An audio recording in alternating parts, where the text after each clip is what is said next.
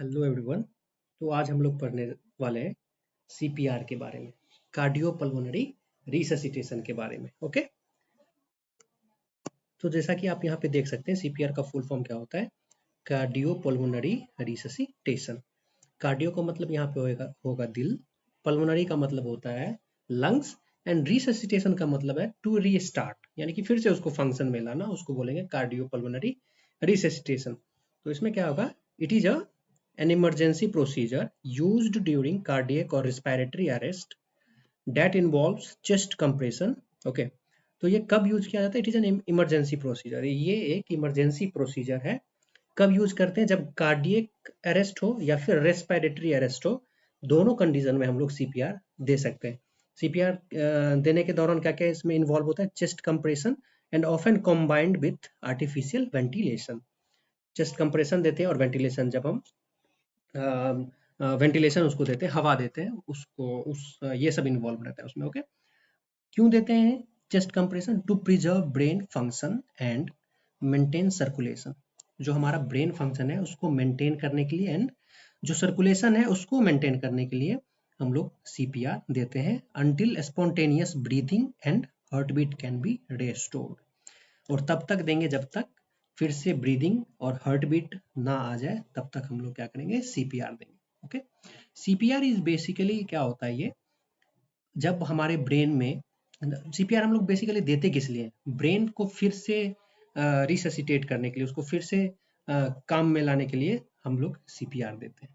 Okay, जब हम अगर हमारा ब्रेन डेड हो जाएगा, अगर हमारे ब्रेन के पास ठीक से ऑक्सीजन सही मात्रा में नहीं पहुंच पाएगा, तो क्या हो जाएगा? इंसान ब्रेन डेड हो जाएगा, यानी कि उसकी मृत्यु हो जाएगी। तो क्या होगा, अगर हम जब किसी भी पेशेंट को कार्डियक अरेस्ट आए या फिर रेस्पिरेटरी अरेस्ट आए और उसको हम 4 मिनट के अंदर, 4 मिनट के अंदर अंदर हम अगर सीपीआर देते हैं, तो वो क्या होता है, वो बहुत ही ज़्यादा कारगर साबित होता है। यानी कि वो जो उसको बोला गया है golden period. Okay, golden period किसको बोला गया है? गोल्डन पीरियड यानी कि द फर्स्ट 4 मिनट्स जो रहता है, 4 मिनट रहता है। ओके, उसको बोला गया है गोल्डन पीरियड। ओके, अब हम लोग देखते हैं कि सीपीआर का लेटेस्ट प्रोसीजर क्या क्या है, कैसे कैसे हम लोग सीपीआर को करते हैं। तो सबसे पहला क्या होता है, जैसा कि मैंने आपको यहाँ पे इंट्रोडक्शन और डेफिनेशन आपको समझा दिया।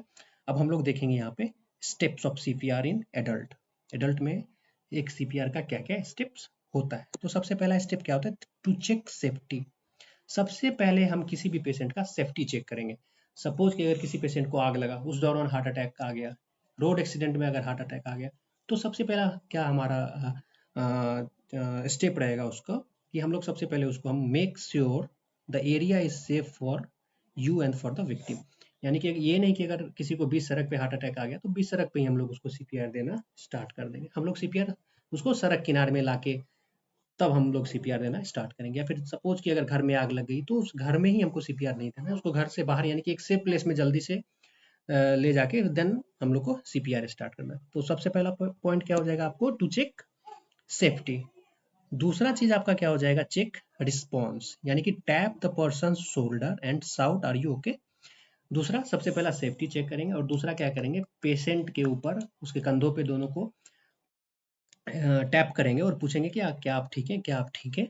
अगर कोई रिस्पॉन्स वो नहीं दे रहा है पूछने पर भी, तो क्या करेंगे? कॉल फॉर हेल्प, यानी कि हेल्प के लिए हम लोग बुलाएंगे। ओके, थर्ड स्टेप में क्या है यहाँ पे, जैसे आप देख रहे हैं कॉल फॉर हेल्प, यानी कि जो भी हमारा इमरजेंसी नंबर है उस पर हम कॉल करेंगे और क्या बोलेंगे कि पेशेंट है जिसको कार्डियक अरेस्ट आया और एईडी के साथ आप लोग आइए। ओके, मैं आपको एईडी के बारे में भी आगे बताऊंगा कि एईडी क्या होता है। फिर हमारा आता है फोर्थ स्टेप। फोर्थ स्टेप में हम लोग क्या करते हैं? Check breathing. उसके बाद हम क्या करेंगे? पेशेंट का ब्रीदिंग चेक करेंगे। होता है ना, आप सबको तो सीपीआर नहीं दे सकते हो, सबसे पहले उसका हम ब्रीदिंग चेक करेंगे। और ब्रीदिंग चेक करने का सबसे बेहतरीन तरीका क्या है? लुक, लिसन एंड फील, यानी कि पहले देखेंगे ओके चेस्ट राइज हो रहा है नहीं हो रहा है, फिर ध्यान से सुनेंगे, उसका हार्ट बीट चेक करेंगे, एंड देन फील उसका जो ब्रीदिंग है, उसका जो इनहेलेशन एक्सहेलेशन रहा है वो हम चेक करेंगे 2 फिंगर्स की, कि वो सांसें उसकी चल रही है नहीं। ये कितने देर तक हम चेक करेंगे?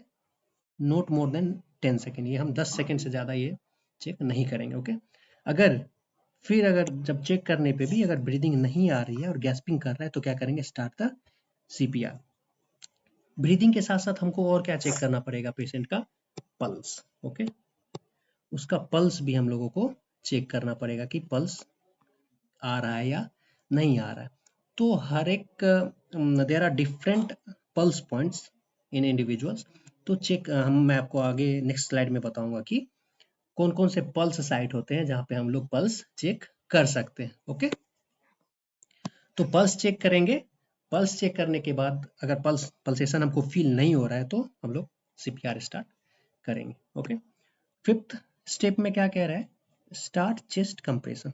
जैसा कि मैंने आपको बोला कि सीपीआर को स्टार्ट करना है, तो सबसे पहला place heel of one hand on the centre of the chest. पहले एक हाथ हम क्या रखेंगे, सेंटर ऑफ द चेस्ट, यानी कि जो हमारा स्टर्नम का जाइफॉइड प्रोसेस होता है वहां पे रखेंगे एक हाथ, और दूसरे हाथ को क्या फिर करेंगे, place other hand on the top of and interlock fingers. फिर दूसरे हाथ को उस हाथ के ऊपर रखेंगे एंड फिंगर इंटरलॉक करेंगे। और हमारा इस दौरान क्या है, keep arms straight and shoulders over hands.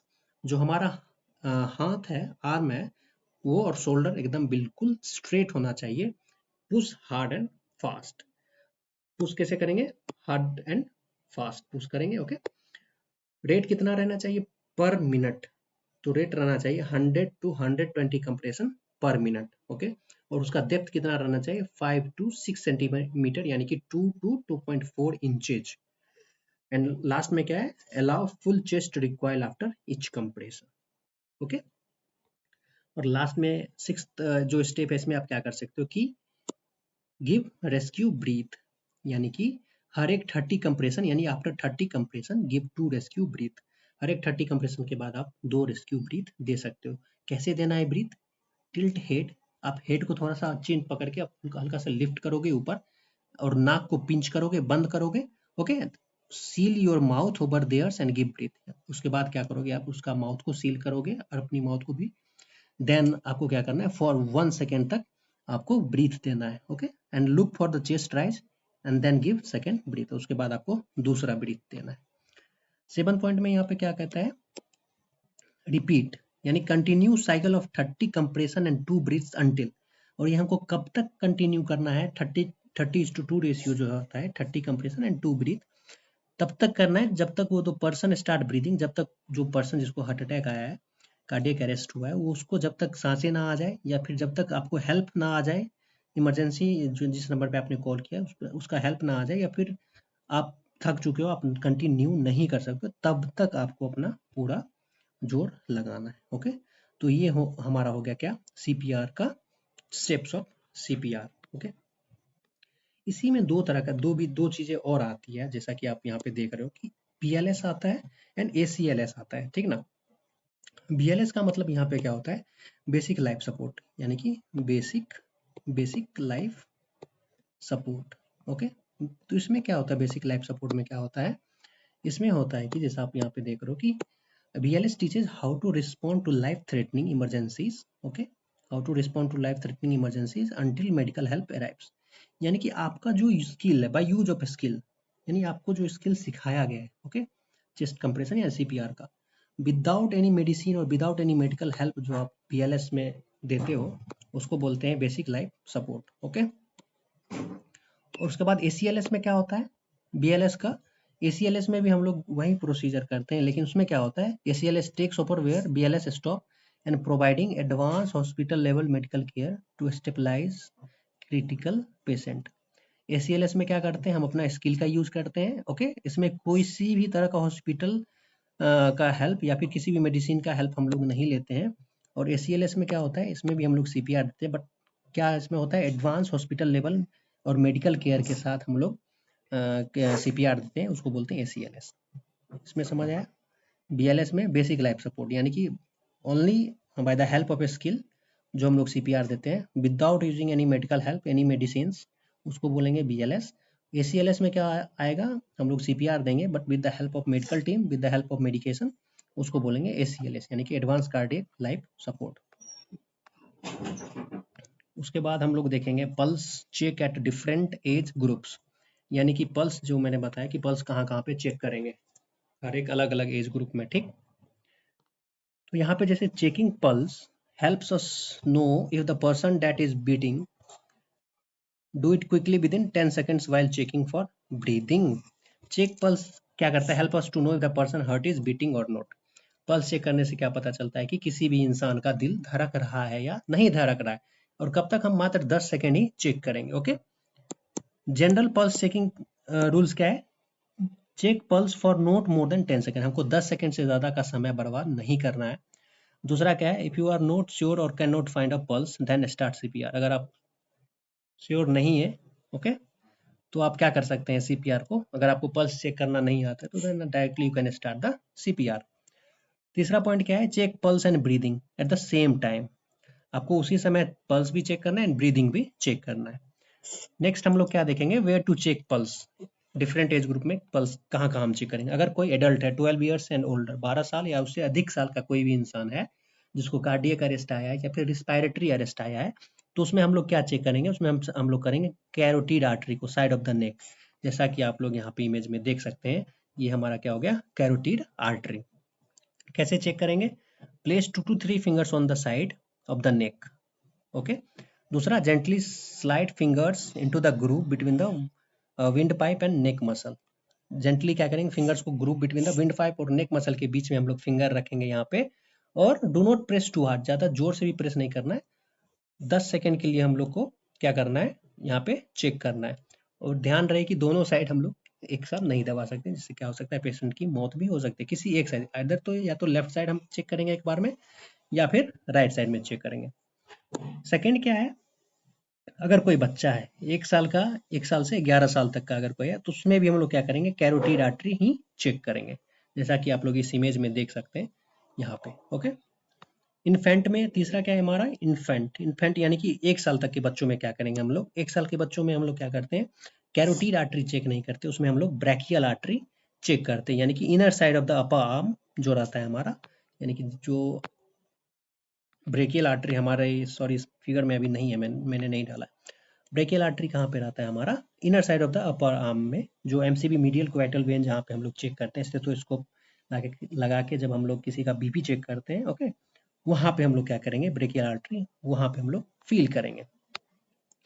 चौथा क्या है हमारा, न्यू बॉर्न, यानी कि जब बच्चा जन्म लेता है 0 to 28 डेज, तो उसमें भी हम लोग क्या करेंगे, ब्रेकियल आर्टरी, ओके, या नहीं तो फीमोरल आर्टरी चेक करते हैं। फीमोरल आर्टरी जैसा कि आप इस इमेज में देख रहे हो यहाँ पे, ग्रोइन रीजन में हम लोग क्या करते हैं, फीमोरल आर्टरी चेक करते हैं। यानी टू, इसमें भी क्या है, आप कैसे चेक करोगे, place 2 fingers on the inner side of the upper arm, press very gently press करना है, 10 सेकेंड तक को ही आपको चेक करना है।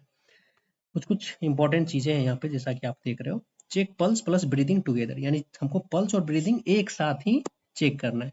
10 सेकेंड से ज्यादा हम लोग नहीं ले सकते। No pulse and no breathing, then start CPR as soon as possible. Normal heart rate क्या रहता है एडल्ट का, एडल्ट का आपको देख रहे हो इधर 60 to 100 beats per minute, child का 70 to 120 beats per minute, infant का 100 to 160 beats per minute, and newborn का क्या होता है आपका 100 to 160 बीट्स पर मिनट। तो ये हमारा हमने पढ़ा आज सीपीआर का डेफिनेशन, बीएलएस सीएलएस पढ़ा। सीपीआर का लेटेस्ट जो भी हमारा प्रोसीजर और स्टेप्स है वो हमने देखा, एंड देन हमने चेक किया कि पल्स। कुछ और टॉपिक्स हम लोगों को कवर करना है, जो कि हम लोग क्या करेंगे नेक्स्ट वीडियोस में, मैं आपको बताऊंगा कि सीपीआर में और हम लोग क्या क्या प्रोसीजर कर सकते हैं और क्या कर सकते हैं। Okay, so thank you so much.